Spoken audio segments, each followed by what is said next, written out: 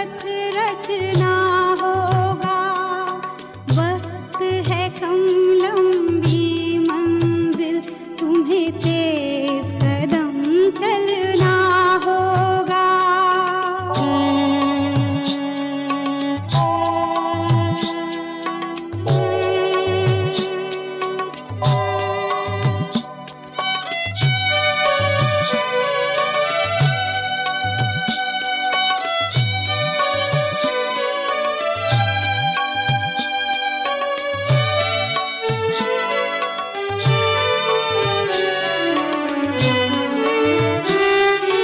आनंद की अनमोल घड़ी, कौड़ी के भाव न बिक जाए। चलती सांसें अज्ञात मोड़ पर आकर के ना रुक जाए।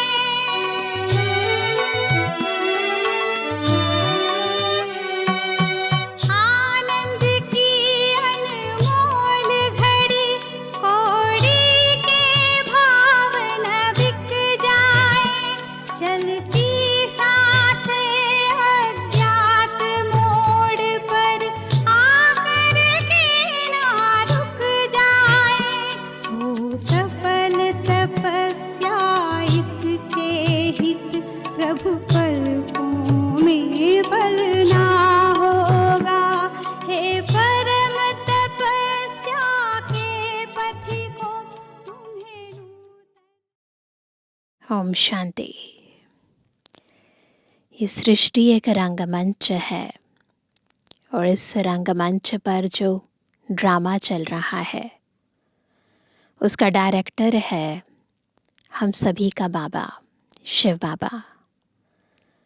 और इसीलिए बाबा हमें हर कर्म करने की, हर संकल्प उत्पन्न करने की, हर शब्द बोलने की डायरेक्शन देते हैं। क्या सही है, क्या गलत है, किस बात में हमारी उन्नति है, क्या करने से अवनति है, उसका यथार्थ ज्ञान बाबा देते हैं।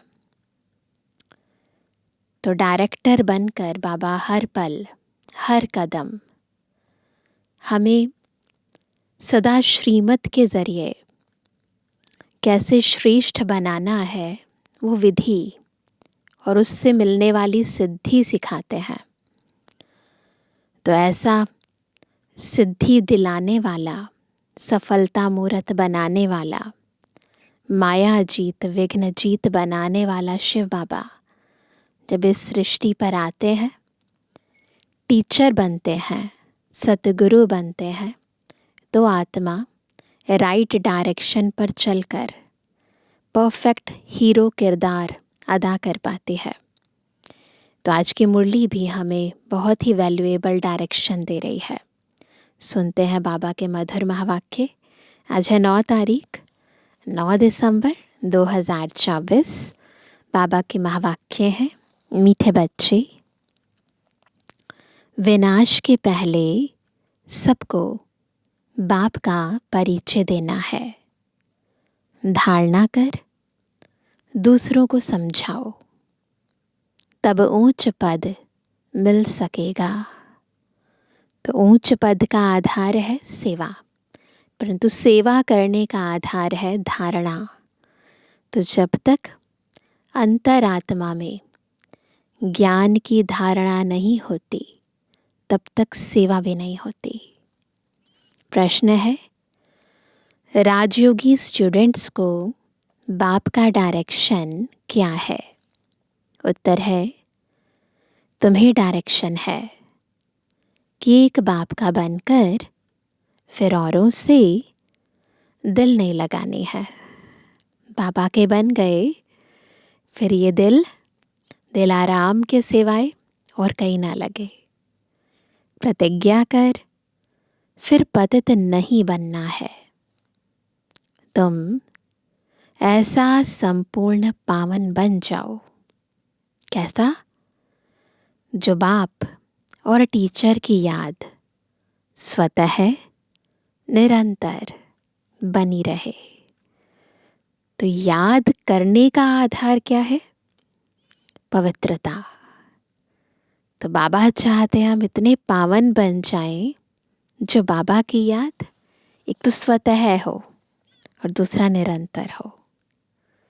एक बाप से ही प्यार करो, उसे ही याद करो, तो तुम्हें बहुत ताकत मिलती रहेगी।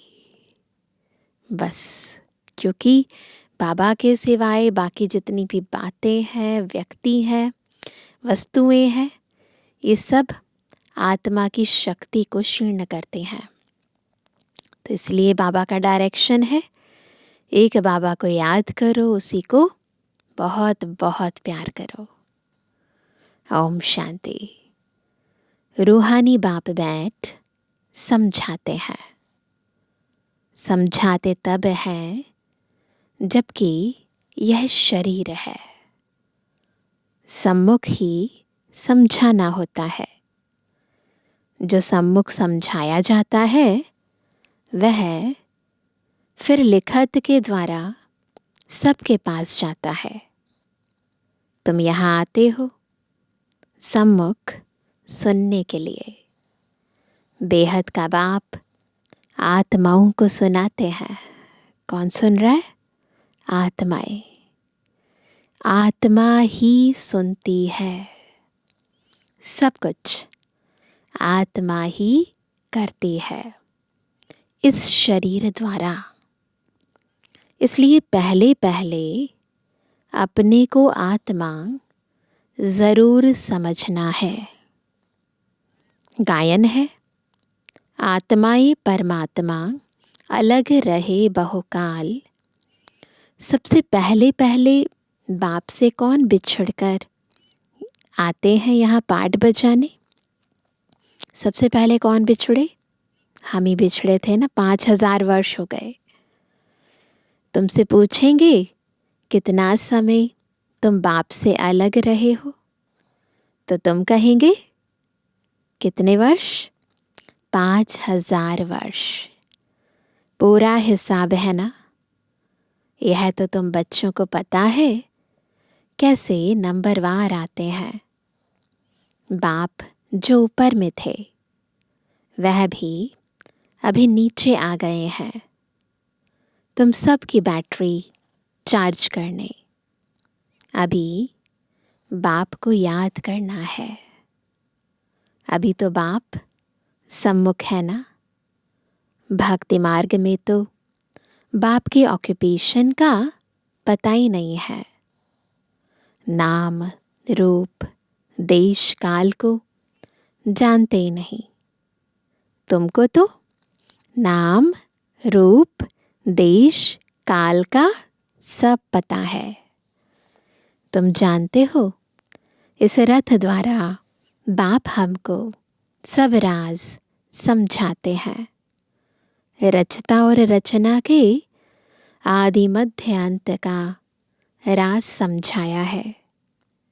यह कितना सूक्ष्म है। इस मनुष्य सृष्टि रूपी झाड़ का बीज रूप बाप ही है। वह यहाँ आते जरूर है। नई दुनिया स्थापन करना उनका ही काम है।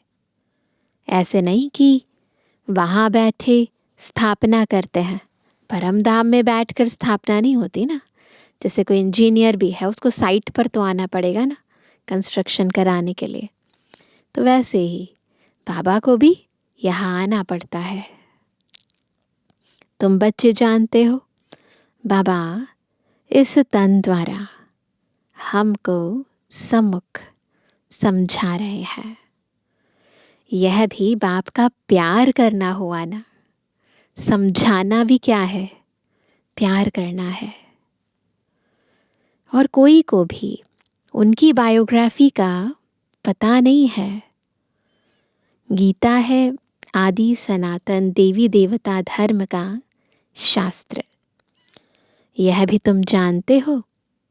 इस ज्ञान के बाद है विनाश। विनाश जरूर होना है।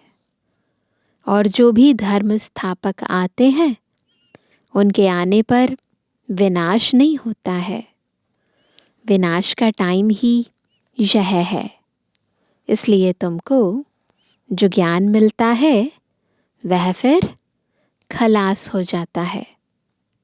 तुम बच्चों की बुद्धि में यह सब बातें हैं, स्थापना की बातें, विनाश की बातें, है ना, ये सारी केवल हमारी बुद्धि में है। तुम रचता और रचना को जान गए हो। है दोनों अनादि, रचता भी अनादि, रचना भी अनादि। तो बाबा कहते हैं दोनों अनादि जो चलते आते हैं। बाप का पाठ ही है संगम पर आने का। भक्ति आधा कल्प चलती है, ज्ञान नहीं चलता है। ज्ञान का वर्षा आधा कल्प के लिए मिलता है ना। ज्ञान का वर्षा आधा कल्प के लिए मिलता है, जो चलता रहता है। ज्ञान तो एक ही बार सिर्फ संगम पर मिलता है। यह क्लास तुम्हारा एक ही बार चलता है, केवल संगम युग पर ना। खुद शिव बाबा टीचर बनकर हमें पढ़ाते हैं। यह बातें अच्छी रीति समझकर फिर औरों को समझाना भी है। पद का सारा मदार है सर्विस करने पर। तुम जानते हो पुरुषार्थ कर अब नई दुनिया में आना है। धारणा कर और दूसरों को समझाना, इस पर ही तुम्हारा पद है। विनाश होने के पहले सबको बाप का परिचय देना है और रचना के आदि मध्य अंत का परिचय देना है। तुम भी बाप को याद करते हो कि जन्म जन्मांतर के पाप कट जाएं। जब तक बाप पढ़ाते रहते हैं, याद ज़रूर करना है। पढ़ाने वाले के साथ योग तो रहेगा ना।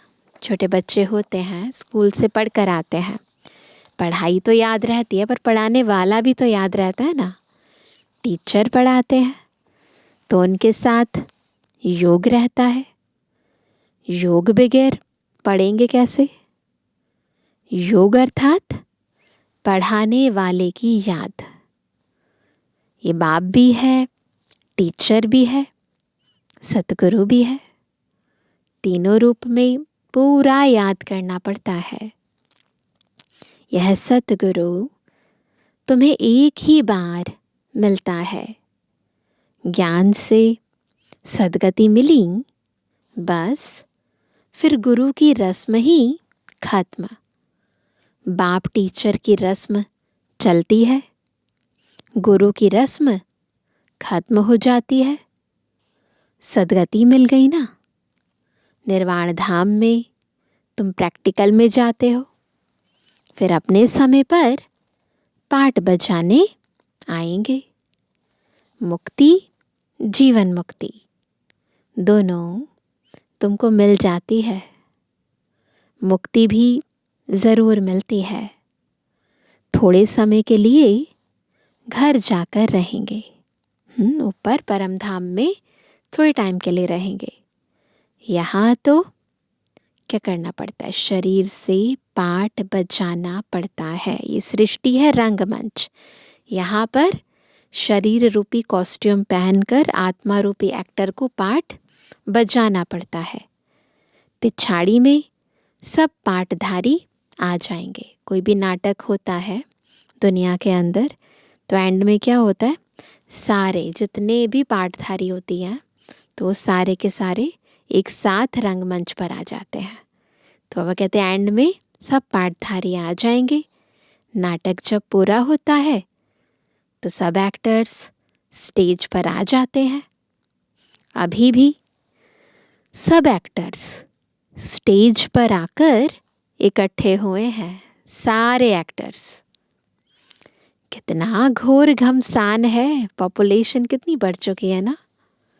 सतयुग आदि में इतना घोर घमसान नहीं था।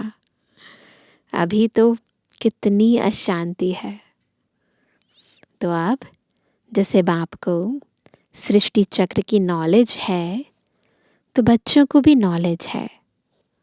बीज को नॉलेज है ना, हमारा झाड़ कैसे वृद्धि को पाकर फिर खत्म होता है। अभी तुम बैठे हो नई दुनिया की सैपलिंग लगाने अथवा आदि सनातन देवी देवता धर्म का सैपलिंग लगाने। तुमको पता है इन लक्ष्मी नारायण ने राज्य कैसे पाया? तुम जानते हो हम अभी नई दुनिया का प्रिंस बनेंगे। उस दुनिया में रहने वाले सब अपने को मालिक ही कहेंगे ना। जैसे अभी भी सब कहते हैं भारत हमारा देश है, उस दुनिया में भी ऐसे ही होगा ना। भले सारे राजा नहीं हैं, प्रजा भी तो यही कहेगी ना कि ये हमारा देश है। तो वह कहते वैसे यहाँ पर भी कहते भारत हमारा देश है। तुम समझते हो अभी हम संगम पर खड़े हैं। कहाँ खड़े हैं? बुद्धि से खड़े हैं, है ना। वैसे फिजिकली नहीं खड़े, पर बुद्धि कहाँ है कि हम कहाँ हैं? संगम पर। और अब शिवालय में जाना है।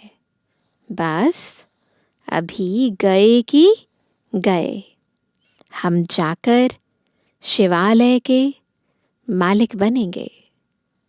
तुम्हारी एम ऑब्जेक्ट ही यह है क्या? शिवालय का मालिक बनना। यथा राजा रानी तथा प्रजा सब शिवालय के मालिक बन जाते हैं। परम धाम को भी शिवालय कहते हैं और सतयुग को भी शिवालय कहते हैं।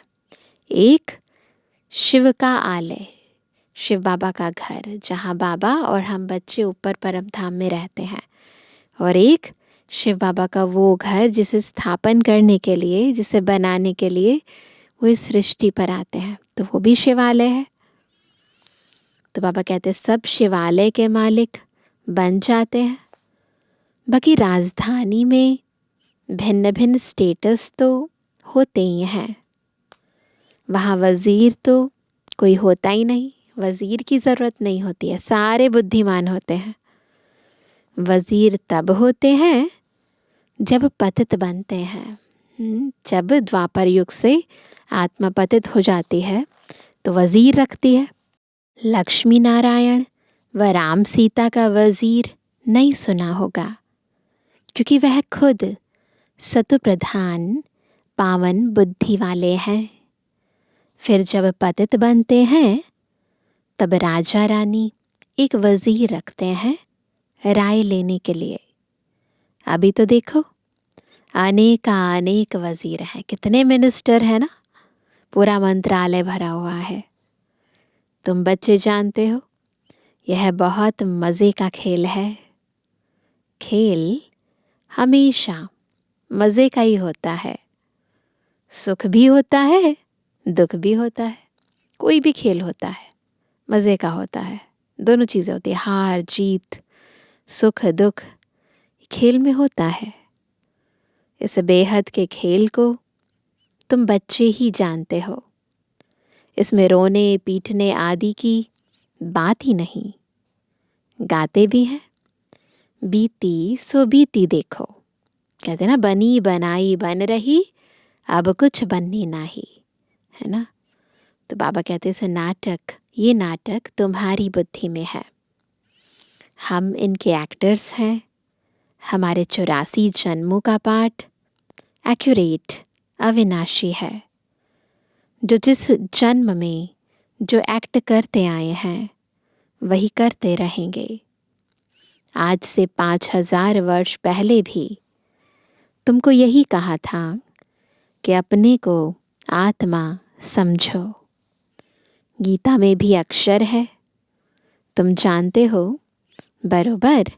आदि सनातन देवी देवता धर्म जब स्थापन हुआ था तो बाप ने कहा था, क्या कहा था? देह के सब धर्म छोड़ अपने को आत्मा समझो और बाप को याद करो। मन मना भव का अर्थ तो बाप ने अच्छी रीति समझाया है। भाषा भी यही है। यहाँ देखो कितनी ढेर भाषाएं हैं, भाषाओं पर भी कितना हंगामा है। भाषा बगैर तो काम चल ना सके। ऐसी ऐसी भाषाएं सीख कर आते हैं जो मदर लैंग्वेज खलास हो जाती है। एंड अलग अलग लैंग्वेजेस सीखते हैं ना, तो जो मेन हमारी मदर लैंग्वेज होती है, हिंदी है, वो फिर इतनी क्लियर नहीं होती है, मिक्स हो जाती है ना, बोलने का लहजा बदल जाता है। तो वह कहते हैं जो मदर लैंग्वेज खलास हो जाती है, जो जास्ती भाषाएं सीखते हैं, उनको इनाम मिलता है। जितने धर्म उतनी भाषाएं होंगी। वहाँ तो तुम जानते हो अपनी ही राजाई होगी, भाषा भी एक होगी। यहाँ तो 100 माइल पर एक भाषा है, वहाँ तो एक ही भाषा होती है। यह सब बातें बाप बैठ समझाते हैं, तो उस बाप को ही याद करते रहो। शिव बाबा समझाते हैं ब्रह्मा द्वारा रथ तो ज़रूर चाहिए ना। शिव बाबा हमारा बाप है। बाबा कहते हैं मेरे तो बेहद के बच्चे हैं। बाबा इन द्वारा पढ़ाते हैं ना। टीचर को कभी गले से थोड़ी लगाते हैं। बाप तो तुमको पढ़ाने आया है, राजयोग सिखलाते हैं, तो टीचर ठहराना। तुम स्टूडेंट हो। स्टूडेंट कभी टीचर को भाकी पहनते हैं क्या? एक बाप का बनकर फिर औरों से दिल नहीं लगानी है, ये पक्का करना है। केवल एक बाबा से दिल लगानी है। बाप कहते हैं मैं तुमको राजयोग सिखलाने आया हूं ना। तुम शरीरधारी, हम अशरीरी, ऊपर में रहने वाले।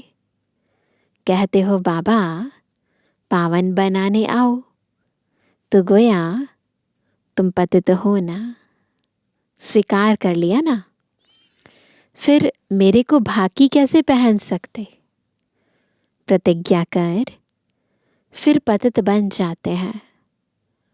जब एकदम पावन बन जाएंगे, पिछाड़ी में फिर याद में भी रहेंगे। टीचर को, गुरु को याद करते रहेंगे। अभी तो छीछी बन गिर पड़ते हैं, और ही 100 गुना दंड पड़ जाता है।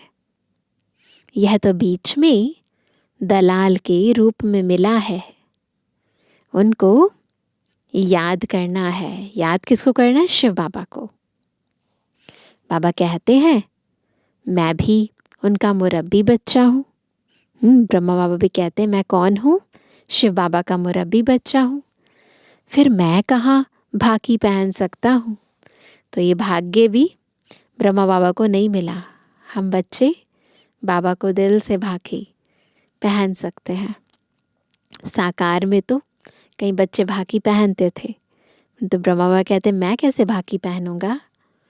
तुम फिर भी इस शरीर द्वारा मिलते हो, मैं उनको कैसे भाकी पहनूं? बाप तो कहते हैं बच्चे तुम एक बाप को ही याद करो, प्यार करो। तो ये जो रिश्ता है ये दिल का है, प्यार करने का है। इसमें फिजिकल कांटेक्ट की बात नहीं है ना। मन और बुद्धि से, दिल से बाबा को याद करना है। याद से पावर बहुत मिलती है। बाप सर्वशक्तिमान है। बाप से ही तुमको इतनी पावर मिलती है। तुम कितने बलवान बनते हो। तुम्हारी राजधानी पर कोई जीत पहन ना सके। रावण राज्य ही खत्म हो जाता है। दुख देने वाला कोई रहता ही नहीं। उनको सुख धाम कहा जाता है। रावण सारे विश्व में सबको दुख देने वाला है। जानवर भी दुखी होते हैं। वहाँ तो जानवर भी आपस में प्रेम से रहते हैं। यहाँ तो प्रेम है नहीं। सतयुग में सब आपस में प्यार से रहते हैं। मनुष्य आत्मा तो क्या, जानवर भी रहते हैं, और यहाँ कोई प्यार से नहीं रहता। तुम बच्चे जानते हो ये ड्रामा कैसे फिरता है। इसके आदि मध्य अंत का राज बाप ही समझाते हैं। कोई अच्छी रीति पढ़ते हैं, कोई कम पढ़ते हैं। पढ़ते तो सब है ना, सारी दुनिया भी पढ़ेगी, अर्थात बाप को याद करेगी। बाप को याद करना यह भी पढ़ाई है ना। उस बाप को सब याद करते हैं। वह सर्व का सद्गति दाता, सबको सुख देने वाला है। कहते भी हैं आकर पावन बनाओ तो ज़रूर पतित ठहरे। वह तो आते ही हैं विकारियों को निर्विकारी बनाने। पुकारते भी हैं कि हे अल्लाह, आकर हमको पावन बनाओ। उनका यही धंधा है, इसलिए बुलाते हैं। हमें पता है ना पतित पावन कौन है, दुख हरता सुख करता कौन है। जिसका धंधा है उसको बुलाते हैं। तुम्हारी भाषा भी करेक्ट होनी चाहिए। वो लोग कहते हैं अल्लाह, वह कहते हैं गॉड, गॉड फादर भी कहते हैं। पिछाड़ी वालों की बुद्धि फिर भी अच्छी रहती है, इतना दुख नहीं उठाते। तो अब तुम सम्मुख बैठे हो, क्या करते हो? क्या कर रहे हैं सभी? बाबा को इस भ्रुकुटी में देखते हो। ब्रह्मा बाबा की भ्रुकुटी में देखते हैं सारे। बाबा फिर तुम्हारी भ्रुकुटी में देखते हैं, जिसमें मैं प्रवेश करता हूँ, उनको देख सकता हूँ। वह तो बाजू में बैठा है। यह बड़ी समझने की बात है। मैं इनके बाजू में बैठा हुआ हूँ तो बहुत ही सूक्ष्म बात है। शिव बाबा छोटी बिंदी ब्रह्मा बाबा के साथ मस्तक के बीच आकर बैठ गए, तो बहुत ही सूक्ष्म बात है। तो बाबा कहते हैं यह भी समझता है, हमारे बाजू में बैठा है। तुम कहेंगे हम सामने दो को देखते हैं, बाप और दादा दोनों आत्मा को देखते हैं। तुम्हारे में ज्ञान है। शिव बाबा किसको कहते हैं? आत्मा सामने बैठी है। भक्ति मार्ग में तो आंखें बंद कर बैठ सुनते हैं। पढ़ाई कोई ऐसे थोड़ी होती है, आंखें बंद करके कोई पढ़ाई थोड़ी ना होती है। टीचर को तो देखना पड़े ना। वह तो बाप भी है, टीचर भी है, तो सामने देखना होता है। सामने बैठे और आंखें बंद हों, झुटका खाते रहें, ऐसी पढ़ाई तो होती नहीं। स्टूडेंट टीचर को ज़रूर देखता रहेगा, नहीं तो टीचर कहेंगे यह तो झुटका खाते रहते हैं, यह कोई भांग पी कर आए हैं। तुम्हारी बुद्धि में है, बाबा इस तन में है। मैं शिव बाबा को देखता हूँ। बाप समझाते हैं यह क्लास कॉमन नहीं है जो कोई आंखें बंद कर बैठे। स्कूल में कभी कोई आंखें बंद करके बैठते हैं क्या? और सत्संगों को स्कूल नहीं कहा जाता है। भल गीता बैठ सुनाते हैं, परंतु उसको स्कूल नहीं कहा जाता। वह कोई बाप थोड़ी ही है जिसको देखें। कोई कोई शिव के भक्त होते हैं तो शिव को ही याद करते हैं, कान से कथा सुनते रहते। शिव की भक्ति करने वालों को शिव को ही याद करना पड़े। कोई भी सत्संग में प्रश्न उत्तर आदि नहीं होता है। यहाँ होता है।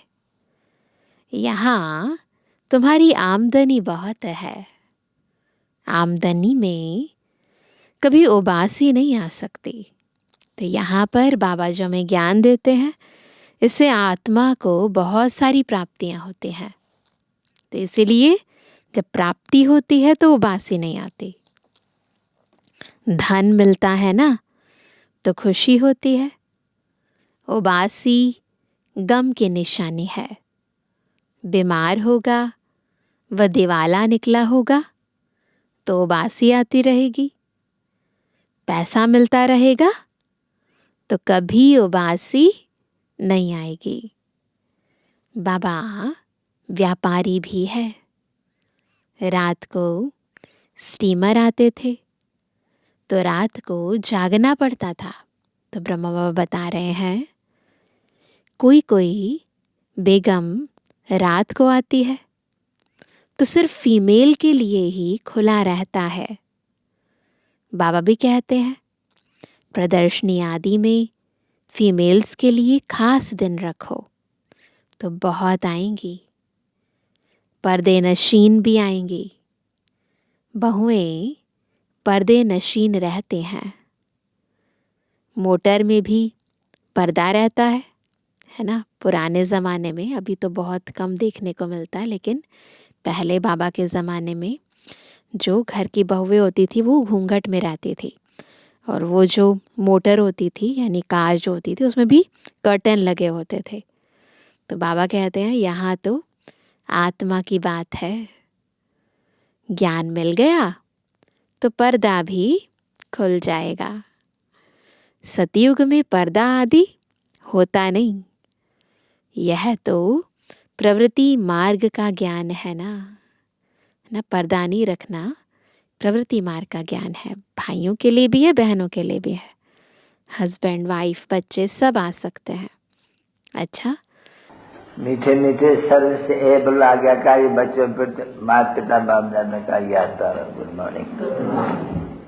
रूहानी बच्चों की रूहानी बाप दादा को गुड मॉर्निंग, नमस्ते नमस्ते नमस्ते। धारणा के लिए मुख्य सार। पहला, यह खेल बड़ा मज़े का बना हुआ है।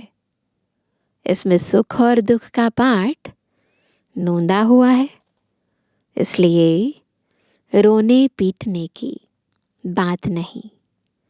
बुद्धि में रहे बनी बनाई बन रही बीती का चिंतन नहीं करना है। जो बीत गया सो बीत गया। दूसरा, यह कॉमन क्लास नहीं है। इसमें आंखें बंद करके नहीं बैठना है। टीचर को सामने देखना है। उबासी आदि नहीं लेनी है। उबासी गम यानी दुख की निशानी है। वरदान है संतुष्टता के 3 सर्टिफिकेट ले। अपने योगी जीवन का प्रभाव डालने वाले सहज योगी भव। सहज योगी कौन है? जो संतुष्टता के 3 सर्टिफिकेट लेकर योगी जीवन का प्रभाव डालते हैं। संतुष्टता योगी जीवन का विशेष लक्ष्य है।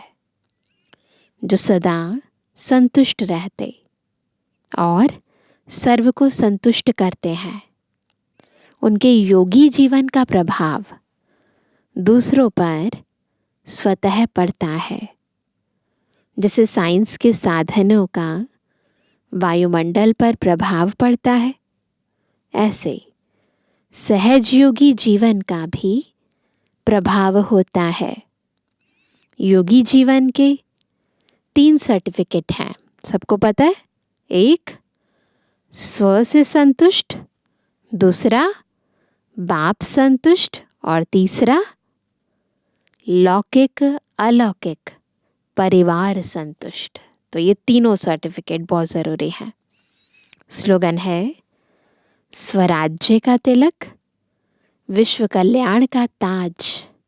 स्वराज्य का तिलक, विश्व कल्याण का ताज, और स्थिति के तख्त पर विराजमान रहने वाले ही राजयोगी हैं।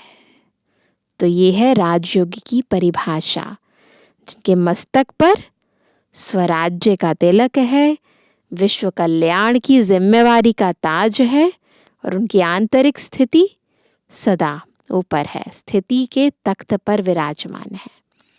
तो वो है सच्चे राजयोगी। अभी सुनते हैं आज का अव्यक्त इशारा। जो दिल से सेवा करते व याद करते हैं, उन्हों को मेहनत कम और संतुष्टता ज़्यादा होती है। जो दिल के स्नेह से याद नहीं करते, और जो दिल के स्नेह से याद नहीं करते, सिर्फ नॉलेज के आधार पर दिमाग से याद करते व सेवा करते, उन्हों को मेहनत ज़्यादा करनी पड़ती, संतुष्टता कम होती। चाहे सफलता भी हो जाए तो भी दिल की संतुष्टता कम होगी। यही सोचते रहेंगे, हुआ तो अच्छा, लेकिन फिर भी करते रहेंगे। और दिल वाले सदा संतुष्टता के गीत गाते रहेंगे। तो देखो कैसे हैं हम, दिल वाले हैं दिमाग वाले हैं। तो बाबा को बहुत दिल से याद भी करना है और दिल से ही सेवा करनी है, दिमाग से नहीं। अच्छा, ओम शांति।